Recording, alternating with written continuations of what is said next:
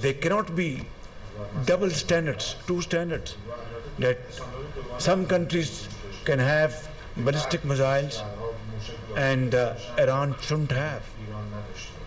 This is simply, you cannot digest this kind of duplicity. So I think I wanted to make it very clear, Excellency, that the MOU which has been signed by me as a mediator does not mention about ballistic missiles at all. امریکہ ایران مفاہمتی یادداشت میں ballistic missile کا تذکرہ نہیں. ایران کا ballistic missile programme کبھی بھی مذاکرات کا حصہ نہیں رہا. وزیر اعظم شہباز شریف کی ایرانی صدر کے ساتھ پریس بریفنگ. کہا دوہرا معیار نہیں ہونا چاہیے. یہ نہیں ہو سکتا دوسروں کے پاس میزائل ہوں اور ایران کے پاس نہ ہو. بطور ثالث پاکستان نے امن معاہدے کے لیے مخلصانہ کاوشیں کی. شرپسند عناصر امن معاہدے کو نقصان پہنچانا چاہتے ہیں. آپ کی خوشی ہماری خوشی اور آپ کا غم ہمارا غم ہے. ایران کی کامیابی ہماری کامیابی اور ایران کا نقصان ہمارا نقصان ہے. صدر مسعود پزشکیان عظیم ملک کے عظیم لیڈر ہیں. وزیر اعظم کا فارسی شعر کے ذریعے ایران کے ساتھ قریبی تعلقات کے عزم کا اعادہ. کہا دوست وہی ہوتا ہے جو مشکل میں ہاتھ تھامے. پاکستان خطے میں امن اور خوشحالی کے لیے کردار جاری رکھے گا. پائیدار معاہدے تک پاکستان اپنا کردار ادا کرتا رہے گا. آج ہم یہاں روشن مستقبل کے لیے بیٹھے ہیں. قیام امن کے لیے فیلڈ مارشل عاصم منیر نے اہم کردار ادا کیا. جنگ بندی کے لیے فیلڈ مارشل نے انت تک محنت کی. ایران جلد بڑی معیشت بن کر ابھرے گا. پاکستانی وفد شہید سپریم لیڈر کے جنازے میں شریک ہوگا. وزیر اعظم کا سپریم لیڈر مشتبہ خامنہئی کے لیے نیک خواہشات کا اظہار.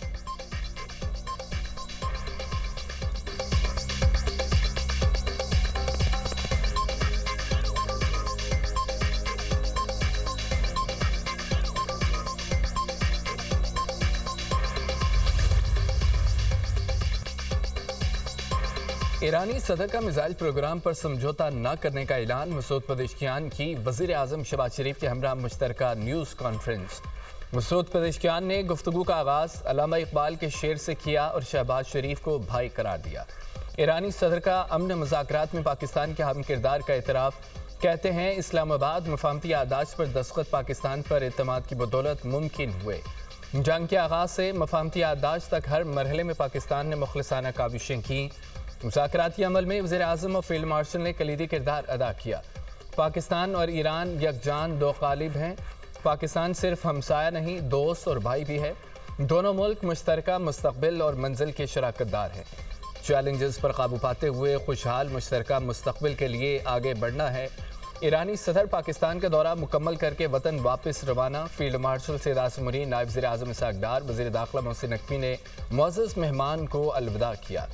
ایرانی صدر پزشکیان کو دورہ پاکستان کا یادگار تصویری البم پیش کیا گیا. ایرانی صدر نے بھرپور مہمان نوازی اور محبت پر پاکستانی قوم اور حکومت کا شکریہ ادا کیا.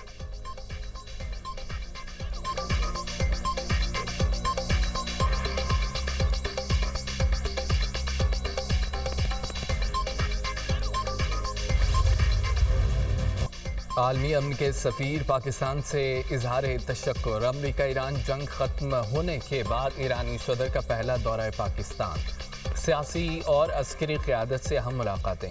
مسعود پزشکیان کی صدر آصف علی زرداری سے ملاقات میں اقتصادی تعاون، رابطہ کاری، علاقائی سلامتی پر تبادلہ خیال. تعلقات مزید مضبوط بنانے پر اتفاق. ایرانی صدر کا مشکل حالات میں پاکستان کی حمایت اور تعاون پر اظہار تشکر. صدر زرداری کا ایران کی خود مختاری اور علاقائی سالمیت کی حمایت کا اعادہ. خطے میں مستقل امن کے لیے مذاکرات اور سفارتکاری کی حمایت پر زور. ایرانی صدر پزشکیان نے امن و مکالمے کے لیے پاکستان کے مثبت کردار کو سراہا. کہا ایران پاکستان کے ساتھ سیاسی، اقتصادی، سیکیورٹی تعاون کو مزید وسعت دینا چاہتا ہے. صدر زرداری کا ایرانی سپریم لیڈر مشتبہ خامنہئی کے لیے نیک تمناؤں کا اظہار. مسلم امہ کے اتحاد اور خلیجی ممالک سے مضبوط تعلقات برقرار رکھنے کے عزم کا اظہار.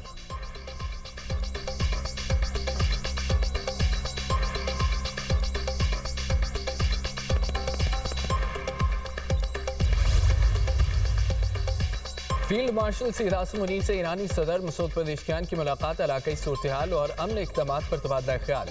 ایرانی صدر نے مذاکرات، کشیدگی میں کمی اور علاقائی استحکام کے لیے پاکستان کے تعمیری اور ذمہ دارانہ کردار کو سراہا.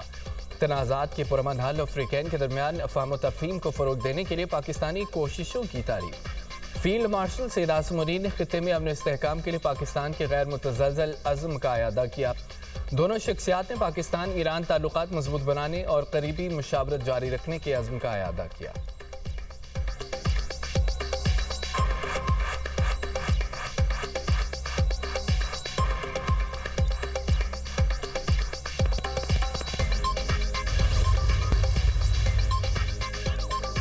امریکی سینٹ نے ایران کے خلاف فوجی کارروائی روکنے کی قرارداد منظور کر لی۔ سینٹ نے 48 کے مقابلے میں 50 ووٹوں سے مشترکہ قرارداد کے حق میں فیصلہ دے دیا۔ خبر ایجنسی کے مطابق قرارداد اس ماہ کے آغاز میں ایوانی نمائندگان سے بھی منظور ہو چکی ہے۔ امریکی سینٹ میں ریپبلکنز کو اکثریت حاصل ہے۔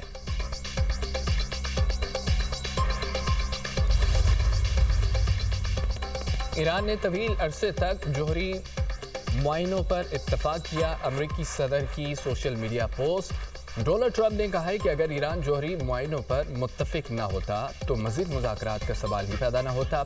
امریکہ ایران مذاکرات مثبت انداز میں آگے بڑھ رہے ہیں۔ ایران کے ساتھ معاہدے کی پیش رفت امریکی قومی مفادات کے مطابق ہے۔ دنیا پہلے سے کہیں زیادہ محفوظ ہو گئی۔ ضرورت پڑنے پر دوبارہ ناکہ بندی کے لیے تمام بحری جہاز خطے میں موجود رہیں گے۔ آبنائے ہرمز سے ایک دن میں 19 ملین بیرل تیل کی ترسیل ہوئی۔ ایران کو ملنے والی رقم صرف خوراک اور طبی سامان کی خریداری پر خرچ ہوگی۔ رقوم امریکی کنٹرول میں رہیں گی۔ ایران انسانی بحران کا سامنا کر رہا ہے۔ دیر ہونے سے پہلے ایران کی مدد کرنا ضروری ہے۔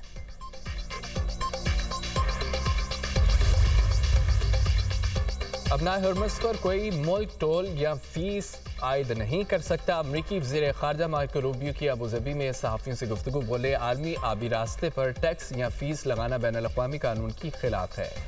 خطے کے تمام ممالک امریکہ کے موقف سے اتفاق کرتے ہیں۔ ایران کو انقلابی تحریک کے بجائے بطور ریاست کام کرنا ہوگا۔ ایران ریاست کے طور پر کام کرے تو بڑی ترقی کے مواقع ہیں۔ خطے میں جب تک ایرانی پراکسیز حملے کریں گی کشیدگی ختم نہیں ہو سکتی۔ عراق سے میزائل اور ڈرون حملے علاقائی امن کے لیے بڑا خطرہ ہے۔ عراق میں بھی حماس، حزب اللہ جیسے گروہ دہشت گردی میں ملوث ہیں۔ امریکہ ایران بات چیت میں یہ موضوع بھی جلد زیر بحث آئے گا۔ سوئٹزرلینڈ میں ایرانی وفد نے سربراہ IAEA سے بھی ملاقات نہیں کی۔ IAEA کو جنگ میں متاثرہ جوہری تنصیبات تک رسائی دینے کا کوئی منصوبہ زیر غور نہیں۔ ترجمان ایرانی وزارت خارجہ اسماعیل بقائی کہتے ہیں کہ خطے کے بعض ممالک نے ایران اسرائیل جنگ میں حصہ لیا۔ ان ممالک کو قانونی نتائج کا سامنا کرنا پڑ سکتا ہے۔ ایران پر مسلط کی گئی جنگ کے دوران یورپی ممالک نے نامناسب موقف اختیار کیا۔ جنگ کا اصل مقصد ایران کی تہذیب کو ختم کرنا تھا۔ اب یہ مقصد تبدیل ہو کر منجمد ایرانی اثاثوں کے ذریعے امریکی کسانوں کو مالی فائدہ پہنچانے میں بدل گیا۔ ہمیں ان فنڈز کے استعمال سے متعلق کسی پابندی کا سامنا نہیں۔ ایرانی اثاثے مکمل آزادی کے ساتھ استعمال کیے جائیں گے۔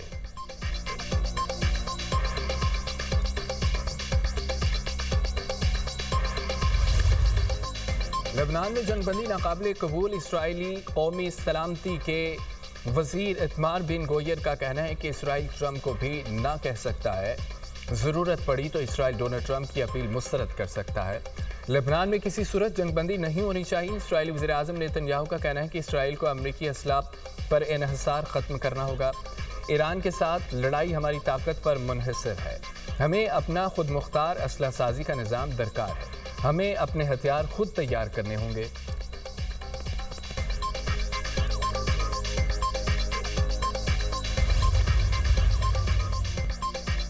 جنگ بندی معاہدے کے باوجود اسرائیلی فوج کے جنوبی لبنان میں حملے۔ نبتیہ میں فائرنگ سے 2 شہری شہید، کئی زخمی۔ حزب اللہ نے حملہ جنگ بندی کی خلاف ورزی قرار دے دیا۔ لبنان کی مزاحمتی تنظیم نے بیان میں کہا ہے کہ دونوں افراد سڑکوں کی صفائی اور ملبے تلے دبے شہداء کی لاشیں نکالنے کے کام میں مصروف تھے۔ لبنان اور اسرائیل کے درمیان کشیدگی کم کرنے کے لیے سفارتی کوششیں تیز۔ واشنگٹن میں لبنان اور اسرائیل کے مذاکرات کا 5واں دور۔ لبنانی صدر جوزف اون کا کہنا ہے کہ امید ہے مذاکرات کا نیا دور فیصلہ کن ثابت ہوگا۔ جنوبی علاقوں سے اسرائیلی قبضے کے خاتمے سے کم کسی چیز کو قبول نہیں کریں گے۔ اپنے ملک میں غیر ملکی مداخلت کا خاتمہ چاہتے ہیں۔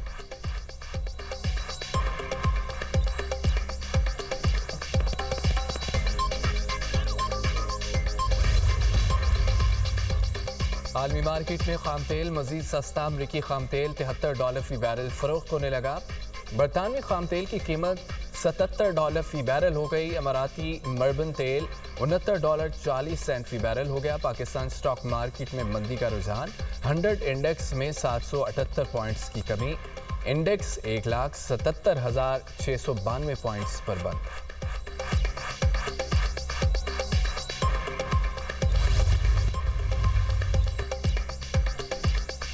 اسلام آباد سیکٹر H9 میں اتوار بازار میں لگی آگ پر قابو پا لیا گیا۔ کولنگ کا عمل جاری، خوفناک آتش زدگی سے 350 سے زائد دکانیں اور سٹال جل گئے۔ پاک نیوی کے فائر بریگیڈ اور ریسکیو کی 6 گاڑیوں نے آگ بجھانے کے عمل میں حصہ لیا۔ آگ لگنے کی وجوہات جاننے کے لیے تحقیقات جاری ہیں۔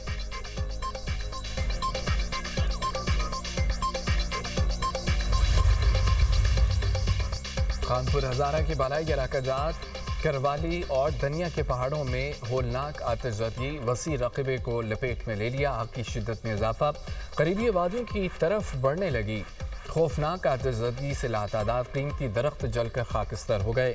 ریسکیو اہلکاروں کو بلندی اور دشوار راستوں کے باعث امدادی کارروائیوں میں مشکلات کا سامنا۔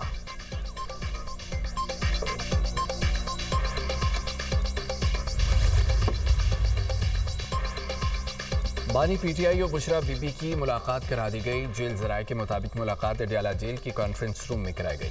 میاں بی بی کے درمیان صحت اور قانونی معاملات پر گفتگو ہوئی۔ بیرسٹر سلمان اکرم راجہ کہتے ہیں وفاق نے صوبے سے جو پیسے مانگے ہیں اس کو بانی پی ٹی آئی کی ملاقات سے مشروط کیا گیا ہے۔ ملاقات کے بعد اس بات کا فیصلہ ہوگا کہ صوبے نے وفاق کو رقم ادا کرنی ہے یا نہیں۔ گلگت بلتستان کے الیکشن میں جو ہوا ہے یہ کوئی اچھی مثال قائم نہیں کی گئی۔